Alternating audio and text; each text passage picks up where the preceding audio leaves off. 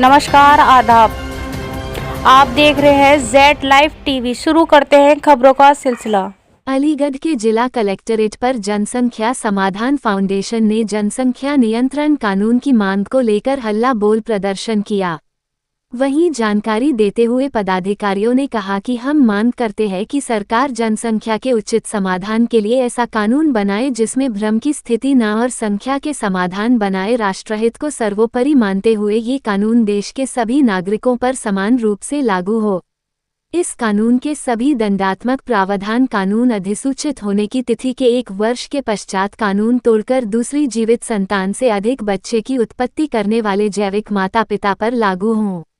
कानून बनने के पूर्व में उत्पन्न 2 से अधिक संतानों के मामले में किसी भी नागरिक पर किसी भी रूप में ये कानून लागू नहीं होगा। जनसंख्या समाधान विषयक कानून अधिसूचित होने की तिथि के 1 वर्ष के पश्चात कानून तोड़कर दूसरी से अधिक संतान उत्पन्न करने वाले दंपत्ति को सरकार द्वारा मिलने वाली सभी प्रकार की सहायता। किस तरीके का धरना प्रदर्शन किया जा रहा है? जनसंख्या समाधान फाउंडेशन की ओर से राष्ट्रीय स्तर पर जनसंख्या नियंत्रण कानून लागू कराने के लिए हम धरना और प्रदर्शन जिला कलेक्ट्रेट अलीगढ़ आए थे। आपकी किस तरीके की मांगे हैं? हमारी मांग है राष्ट्र में जनसंख्या नियंत्रण कानून एक देश एक कानून होना चाहिए और समानता होनी चाहिए। 2 बच्चे से ऊपर जो भी होते हैं जिनके होते हैं उन्हें सरकारी सुविधाओं से वंचित रखा जाए और जो लोग कार्यरत हैं उनको प्रमोशन न दिया जाए और जिनके साथ 2 से अधिक बच्चे हैं उनको सरकारी सारी योजनाओं से वंचित किया जाए और राष्ट्र हित में और राष्ट्र की तरक्की के लिए जनसंख्या कानून लागू कराना अति आवश्यक है। जहां एक तरफ आप बात कर रहे हैं जनसंख्या कम करने की, वहीं सरकार ने अभी आयुष्मान कार्ड की जब बात हुई थी तो राशन कार्ड में जिनके 6 यूनिट के नाम होंगे केवल उन्हीं का आयुष्मान कार्ड बनाया जाएगा। उसके बारे में आप क्या कहना चाहेंगे? ये सरकार का गलत निर्णय है। सरकार को दो व्यक्तियों से आयुष्मान की व्यवस्था करनी चाहिए, जो कि राष्ट्रीय हित में ज़्यादा जनसंख्या बढ़ती है तो सरकार की अर्थव्यवस्था प्रभावित हो जाएगी और देश पीछे चला जाएगा। आज यहाँ किस तरीके का धरना प्रदर्शन दिया जा रहा है और किस तरीके का ज्ञापन? आज हमारा ये जनसंख्या समाधान फाउंडेशन के तहत हम यहाँ जिला कलेक्ट्रेट पर सभी लोग एकत्रित हुए हैं और ये हमारा एक देशव्यापी आंदोलन है और इसका मुख्य कारण है देश की बढ़ती हुई जनसंख्या।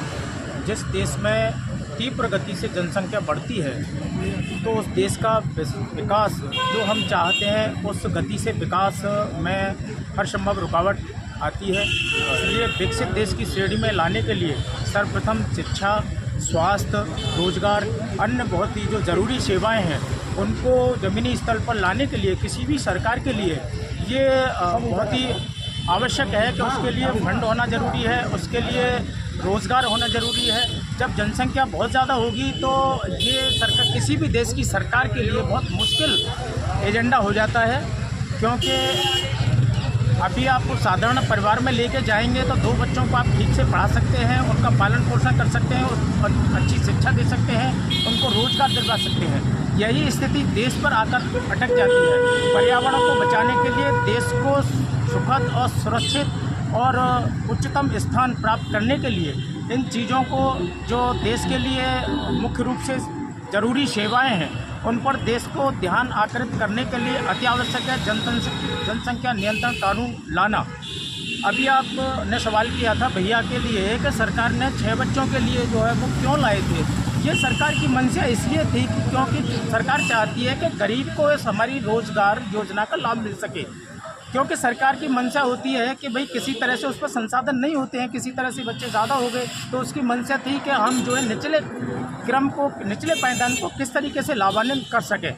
तो ये सरकार की मंशा थी, इसमें हमारा कोई ऑब्जेक्शन नहीं है। हमारा ऑब्जेक्शन है तो पूरे देश को लेकर है, क्योंकि किसी भी देश की अर्थव्यवस्था को सुनिश्चित करने के लिए जैसे अन्य विकसित देश हैं अगर उनको देखा जाए तो उनकी जो है जनसंख्या हमारे उत्तर प्रदेश के बराबर भी नहीं है, वो विकासशील देशों की श्रेणी में है। तो हमारा शिक्षा, स्वास्थ्य और रोजगार को उपलब्ध कराने के लिए जनसंख्या नियंत्रण लाना देश के लिए सर्वोपरि है। और इस कानून को हम अगर अमल में लाएंगे तो उसके लिए हमारा कोई भी सरकार के लिए देश की जनता का सहयोग अत्यावश्यक होता है, किसी भी सरकार को ऊंचा उठाने के लिए और उसको निर्माण कार्यों में सहयोग करने के लिए। इसी आवाज़ को बुलंद करने के लिए हमारा देशव्यापी आंदोलन है। हम चाहते हैं कि सरकार अपना उच्चतम योगदान दे और हम सरकार के साथ हैं। हमारा मनोबल देश की विकास और देश के पर्यावरण और देश की सुरक्षा, देश की दृष्टिगत मद्देनज़र रखते हुए हम सभी लोग आज यहाँ एकत्रित हुए हैं भारी संख्या में। और ये लगभग 500 जिला मुख्यालयों पर आज ही के दिन 11 जुलाई 2024 को धरना प्रदर्शन बड़े ही जोर शोर से हो रहा है। तो हमारा यही उद्देश्य है सबका यहाँ कि ये जनसंख्या कानून मुख्य रूप से लागू होना चाहिए। जय हिंद, जय भारत।